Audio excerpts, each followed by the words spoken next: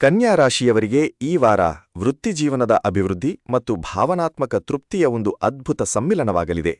ಗ್ರಹಗತಿಗಳೆಲ್ಲವೂ ಈಗ ನಿಮಗೆ ಪೂರಕವಾಗಿ ಜೋಡಣೆಯಾಗಿರುವುದರಿಂದ ಈ ಸಮಯವು ನಿಮಗೆ ಅತ್ಯಂತ ಲಾಭದಾಯಕವಾಗಿರಲಿದೆ ಎಂದು ಹೇಳಬಹುದು.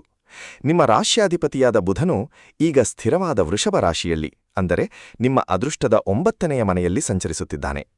ಈ ಶುಭ ಸಂಚಾರದ ವಿಶೇಷ ಕಾರಣದಿಂದಾಗಿ ನಿಮ್ಮ ಬುದ್ಧಿವಂತಿಕೆ, ಅಪಾರ ಜ್ಞಾನ ಮತ್ತು ಸಂವಹನ ಕಲೆಯು ಈ ವಾರ ಎಂದಿಗಿಂತಲೂ ಅತ್ಯುನ್ನತ ಮಟ್ಟದಲ್ಲಿರಲಿದೆ.